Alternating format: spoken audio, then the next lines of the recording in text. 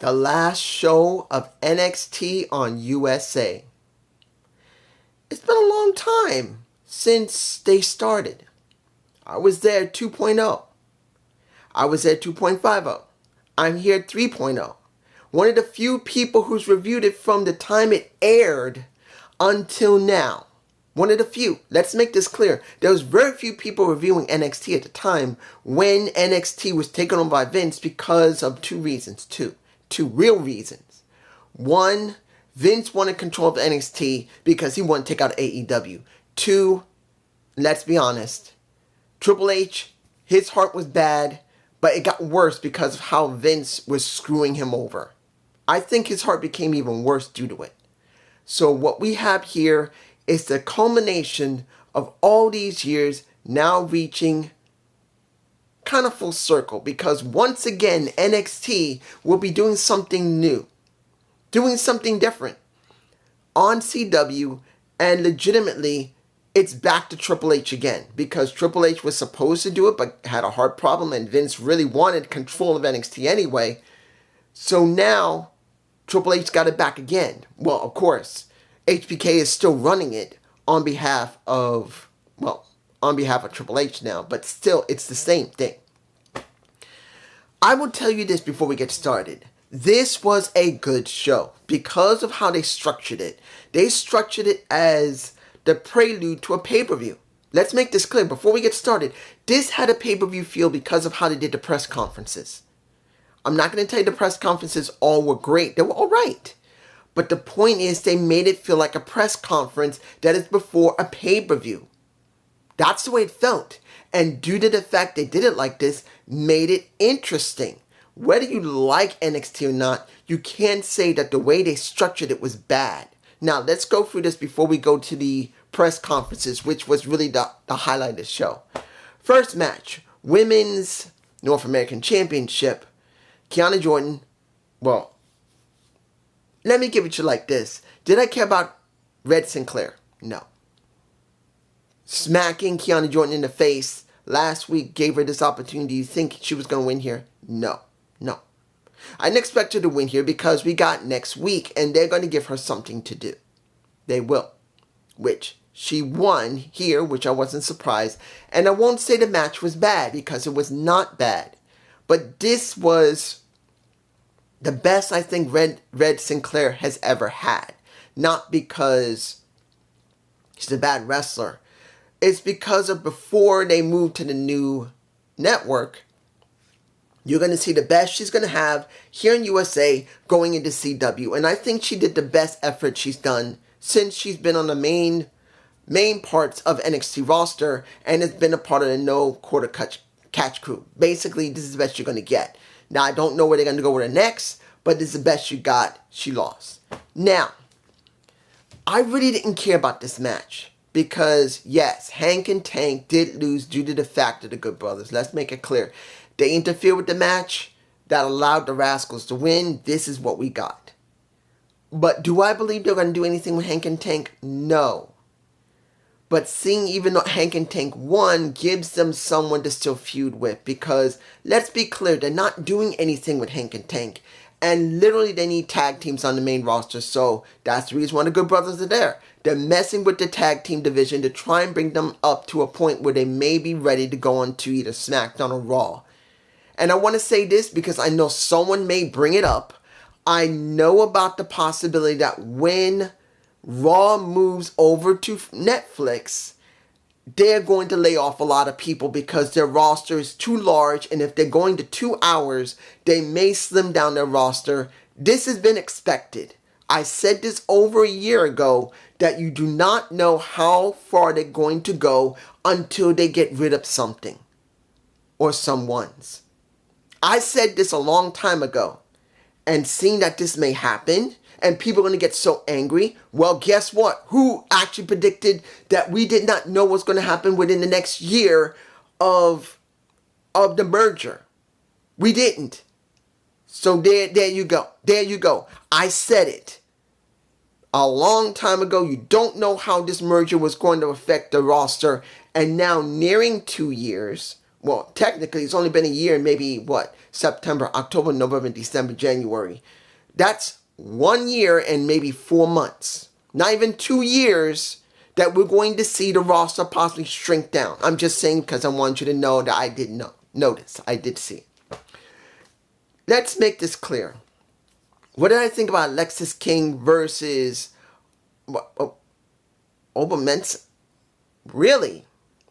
You just flipped the script on the situation where literally Lexis King goes to Obi and he says, look, I know we have our issues, but you know what? Let's have this match clean. He shake hands beforehand, then sit down and talk and said, look, I'm only telling you this because of how your family was and how your dad is. You had your dad. It wasn't great, but I didn't even have a dad. I know this hard. And I know I've been rough. I'm sorry. But let's have a clean match. And that is what Lexis clean is the best way to make it clear that when you watch Lexis King and he's telling, what are you going to do, Oba? What are you going to do, Obi? We're going to... Oba. I always get Oba Femi and Oma Mensah names mixed up. There's something about the O and O that get me confused. But let's make it clear. When Mensah had the chance to win it clean, he didn't. Because you see Lexis King is about to cheat and he stops himself. He goes, no. I ain't doing it like that. I'm not doing. He wanted to prove that what he's been telling Mensah is the truth. So he chose not to cheat, but Mensah did cheat. And he's going, what happened? What's going on? And he knew he cheated. So now they just flipped the script on the situation. And the question is going to be, is King now turned good? Or is this something that's temporary because they don't know what they want to do with King or Mensah going into CW? This is a big question. Next, the next match. We have Ridge Holland versus Riley Osborne. Let me give it to you like this. The person I think that needed to do the next match, because there was only one more match left. And I want to make this clear because they decided not to go there. Well, I think they should have.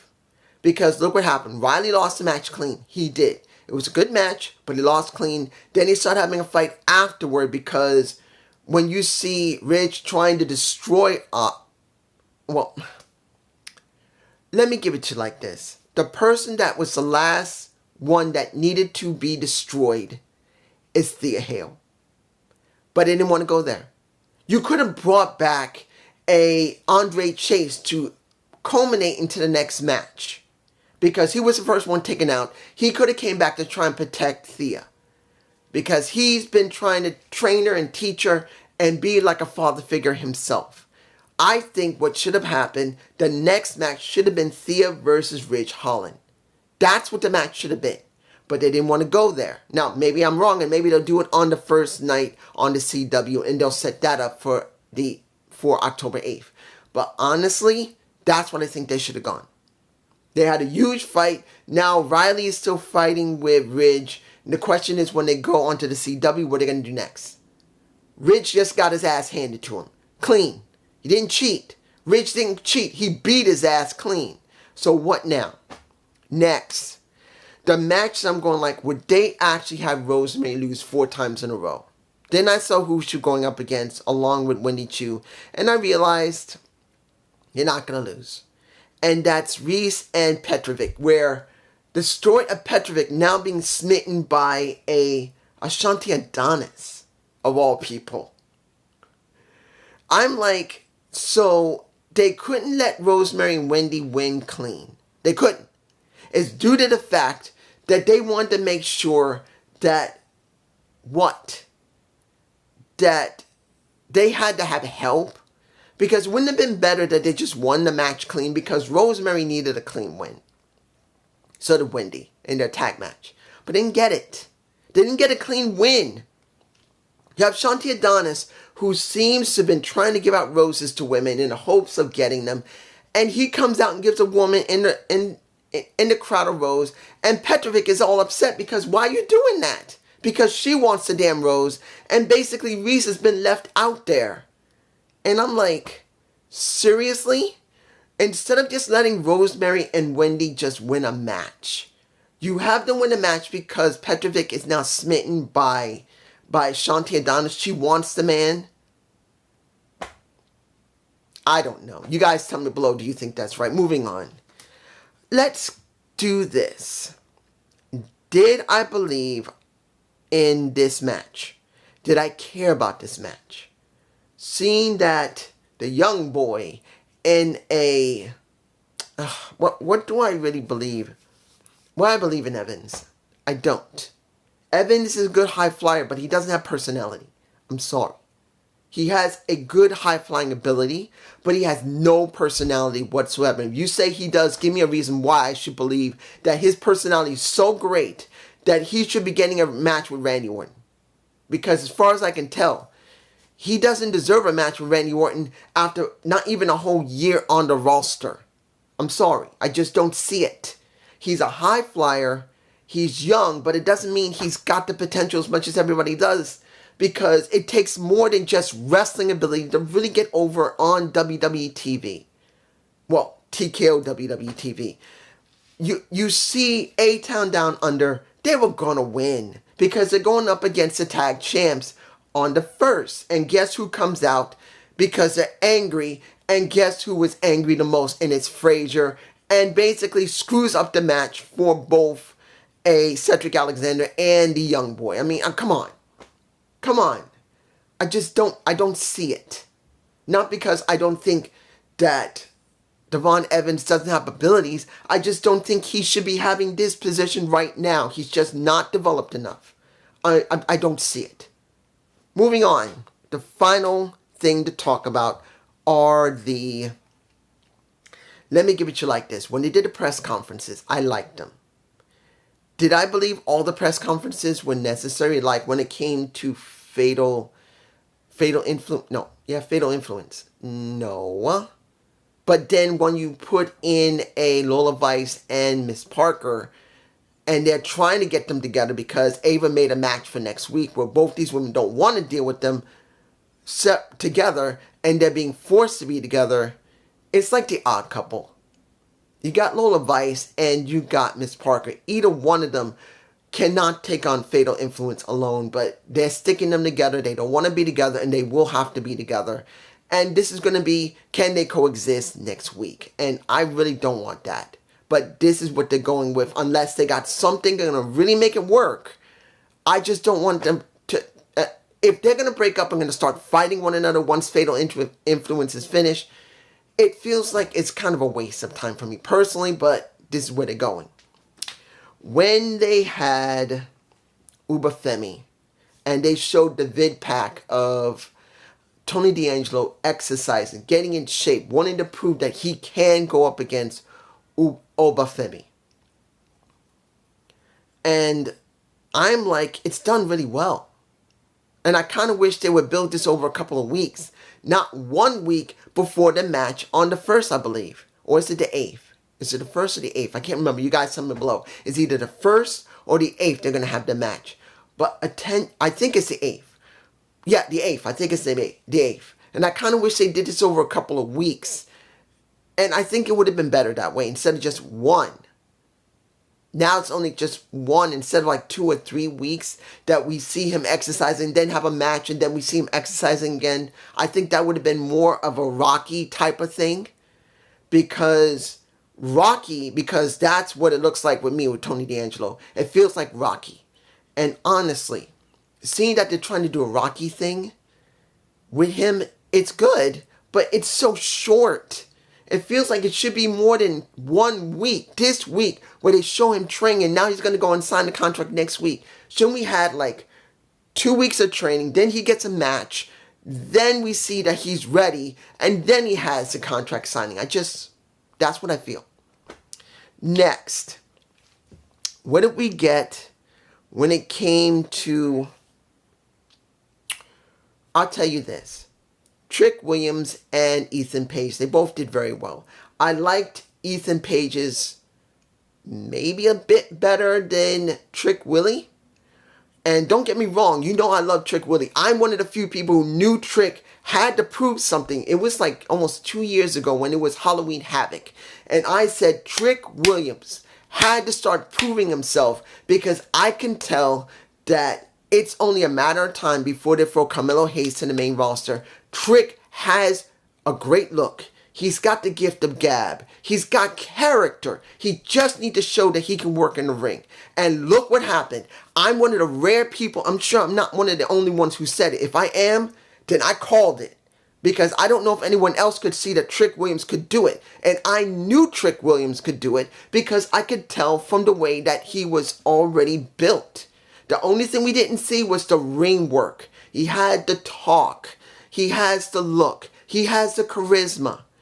He has all the tools that would be needed. It's just we need to see more in the ring from him and see that they trusted him that he could do it. And there you go. So seeing what he said earlier was fine. I mean, later was fine.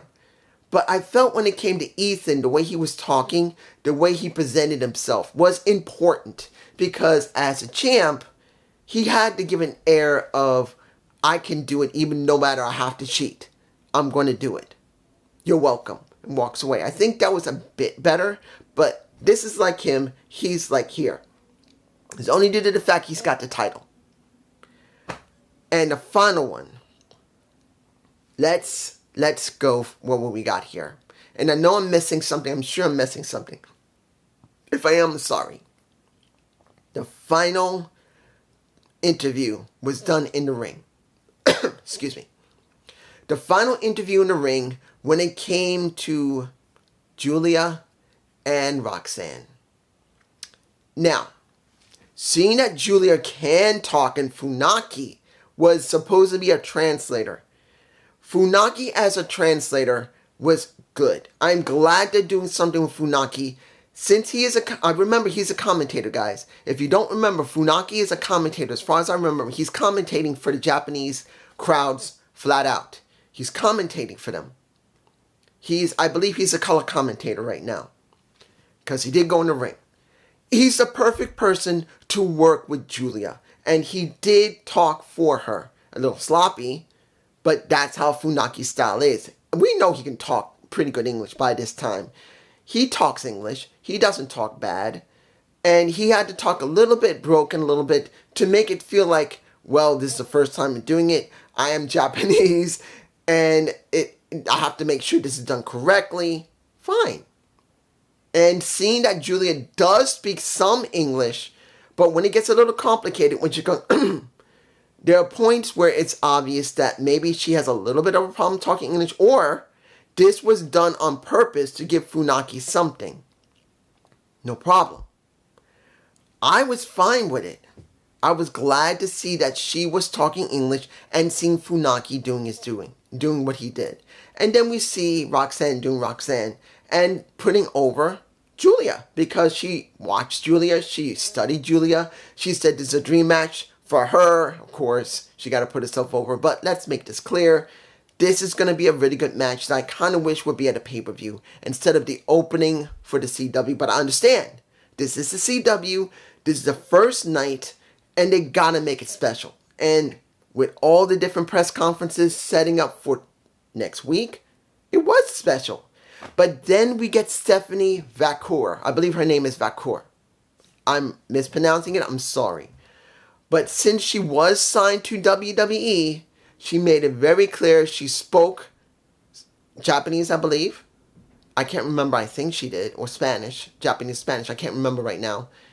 And then she spoke English saying, whoever wins, watch out. I will be coming for you next. Everyone was surprised to see Stephanie there. Great ending. You got not the established champion, the up-and-comer who's now gotten a shot at the title. We got someone who's waiting in the wings that isn't someone from the main roster. And it isn't someone from the Performance Center. It's someone from the outside again who has been signed and is already known as one very good wrestler that, generally speaking, from what I understand, she can speak English. And she has some decent charisma. This was a well-built situation. And I got to tell you this. Am I curious about this next Tuesday? Yes. Am I hyped for this Tuesday? Yeah. You know why? not only is it on another network, and we're going to see if they can do something, like, let me give it to you like this. I know it didn't say anything about of Wesley and Zach. I really wanted to leave it because I wanted to see the street fight more than I want to talk about how they were cursing, which was a good thing. They allowed the cursing on the last night because you don't normally hear cursing that much from any wrestler, particularly a wrestler from outside, and it was a good thing. But I am really interested in seeing how they're going to end this feud between the two, if they will even end it. But the reason I didn't want to bring it up was due to the fact of it doesn't need it at this point. We already know how much they hate one another. We already know what they did in TNA. We already know what they've done in NXT. It is that bad. So seeing the talk and the cursing was good to see. And do I believe they're going to carry it over to the CW? I don't know. Maybe. And this is a big question. How much they're going to be allowed to do in the CW compared to what they've been doing on USA? This is a big question. So I am very curious to see how NXT is going to function on this network. Will they allow them to be a little more leeway and be more PG-13 or a little bit more? I don't think so, but you never know what's going to go on because CW wants to get more ratings. Since when it comes to SmackDown, they will be on USA. And whatever they're doing there, they want to at least compete to a certain extent to get some decent ratings. You never know. But it's just me. Peace.